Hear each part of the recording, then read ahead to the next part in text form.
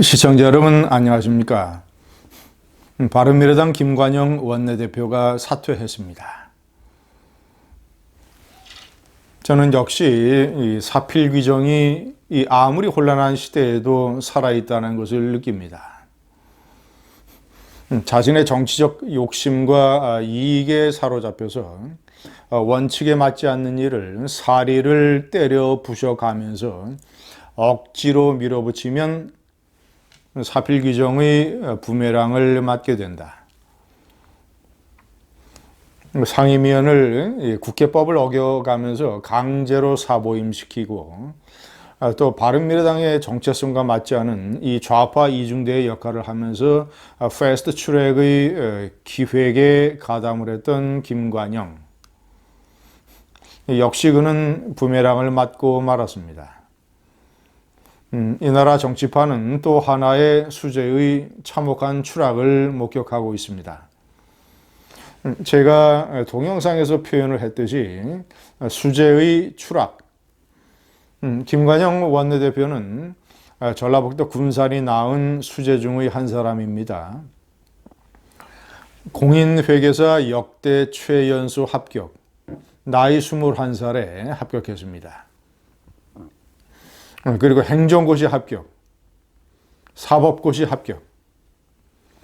행정고시에 합격해서는 재정경제부의 사무관을 7년이나 지냈습니다. 변호사와 공인회계사로서는 한국 최고의 로펌인 김앤장에서 약 10년 가까이 근무를 했습니다. 그는 한국의 대표적인 중상류층 이런 사람으로서 한국의 자유민주화 시장경제가 돌아가는 메커니즘을 현장에서 피부로 누구보다도 생생하게 느꼈을 사람입니다. 자, 그렇다면 바른미래당의 이 중도 보수라는 정체성도 그러하거니와 그 개인적으로 이 사회에 가지고 있는 세계관, 자유민주화 시장경제로부터 혜택을 받고 또 그런 것을 지켜내야 한다는 의무감, 그런 정치적인 이런 환경에서 보자면 그는 당연히 문재인 좌파 정권이 이 나라를 망치는 데에 맞서서 투쟁을 해야 되고, 그리고 연동형 비례대표제라고 하는 이 패스트 트랙으로 이 좌파 연합 장기 집권을 기도하는 이러한 음모에 분연히 맞서야 될 것입니다. 그것이 그가 살아온 이력과 또 바른미래당의 정체성에 부합하는 일일 겁니다. 그런데 그는 거꾸로 갔습니다. 많은 의혹과 억측이 있었습니다. 그는 예를 들자면 지금 전라북도 군산에서 내년 4월 총선에 출마를 해서 바른미래당의 간판만 가지고는 당선되기 어려울 것이다. 그래서 이 연동형 비례대표제가 보장하고 있는 권역별 비례대표제 플러스 석패율 제도. 그러니까 지역구에도 출마하고 그 권역별 비례대표의 명단에 동시에 올려서 그 지역에서 아깝게 떨어진 순서대로 비례대표를 받을 수 있는 제도. 이 제도를 통해서 자기 자신의 정치적인 구명을 기도한 것 아니겠느냐라는 시선을 많이 받았죠. 또 혹자는 결국 민주당으로 가는 것 아니겠느냐라고 얘기를 했는데 그가 나경원 원내대표에게 그런 말을 했다라는 나경원 원내대표의 증언도 있습니다. 그는 강하게 부인을 했지만 어쨌거나 이런 많은 시선과 이런 분석 속에서 그는 무리하게 이 일을 밀어붙이다가 결국은 이런 추락을 맞게 됐습니다. 자, 김관영 원내대표의 사퇴로 일주일 후인 15일 바른미래당은 새로운 원내대표를 뽑게 됩니다. 그런데 이미 이 소프트 트랙에 반대하는 의원들 이미 지난번에는 12대 11로 그것이 가결이 됐었습니다만은 그 이후에 김관영 원내대표가 상임위원을 강제로 사보임하려고 하는 이런 사태, 이런 것들이 많은 분란을 일으키고 많은 적지 않은 의원들에게 반감을 가져와서 지금은 이 의원총회를 소집을 요구해서 바른미래당의 지도부 사퇴를 요구했던 의원이 현재 당 활동을 하고 있는 24명 중에서 15명이나 됩니다. 자, 그렇다면 15명 다수파에서 새로운 원내대표가 나올 겁니다. 자, 그러면 그 원내대표는 이 소프트 트랙에 대해서 대단히 부정적이며, 일단 이 소프트 트랙에 대해서 반대하고 연동형 비례대표제라든가 또는 뭐 공수처 뭐 이런 것에 대해서 상당히 태클을 걸 가능성이 높습니다. 그 원내대표를 중심으로 해서 만약에 손학규 대표까지 만약에 물러나는 이런 사태가 생긴다면 바른미래당 지도부가 붕괴가 되면 바른미래당이 소프트 트랙에 대한 당 방침을 바꾸게 될지 모릅니다. 자, 그러면 정개특위와 사개특위에 나가 있는 2명씩의 의원을 다른 의원으로 교체하거나 아니면 당론으로 소프트 트랙, 이 연동형 비례대표제 반대 뭐 이런 식으로 선회할지 모릅니다.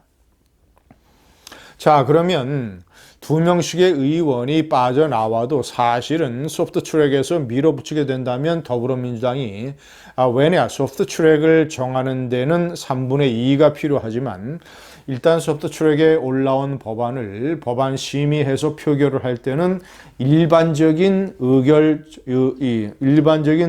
정족수 과반수면 됩니다.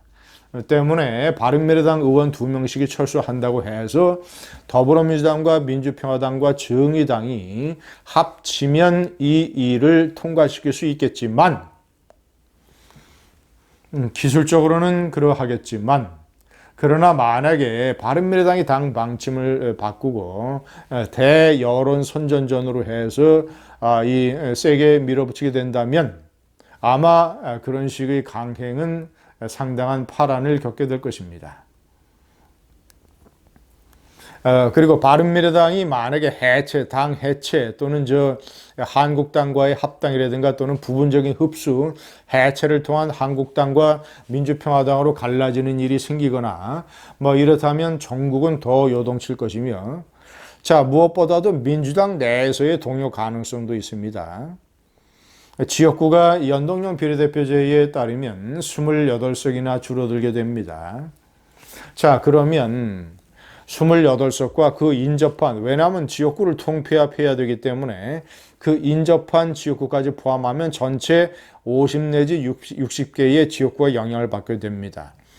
그 중에서 민주당 의원, 현역 의원 중에서 이 지역구 변경으로 금배지가 날아가게 되는 의원이 최소한 예를 들면 10명을 넘는 이런 의원들이 생기게 될지도 모릅니다. 자, 그러면 더불어민주당 지도부는 낙하산 인사라는 방법을 통해서 이 사람들을 회유하고 이 사람들에게 자리를 보장을 해주겠다라는 식으로 일을 무마하려고 하겠지만 그게 쉽지는 않을 것입니다. 왜냐하면 의원들에게 이 의원직을 빼앗기는 것은 흔히들 얘기하기를 지옥으로 추락하는 것과 비슷하다고 말들을 하기 때문입니다.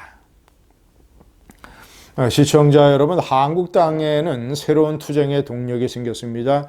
제가 지금까지 열거한 여러 가지 변화의 가능성, 요동의 가능성, 자, 그렇다면 일단 바른미래당의 김관영 원내대표가 사퇴함으로써 한국당의 투쟁이 상당 부분 명분을 얻게 됐고 대여론 선전전에서도 유리한 고지를 점하게 됐습니다. 자, 이런 것들은 검찰에도 영향을 미칠 것입니다. 지금 전부 의원, 당직자, 보좌관 합쳐서 전부 167명이나 고발이 되어 있습니다. 자, 그런데 검찰이 일단 수사를 하는 신용은 하겠죠.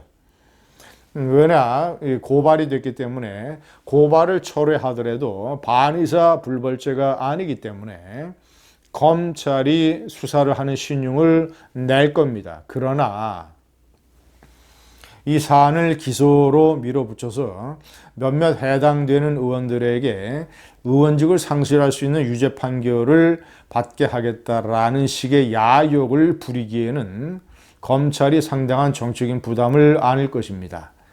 더군다나 검경 수사권 조정을 통한 조정 문제에 관한 검찰 내부의 어떤 분위기, 이 문제의식, 이런 것에 관한 어떤 이 정권과의 약간의 불편한 관계, 이런 것까지 다 얽히게 된다면 검찰의 수사 또는 기소가 그리 쉬운 일은 아닐 겁니다. 김관영에 대한 사필 규정으로 소프트 트랙은 하드 트랙이 되고 있습니다. 감사합니다.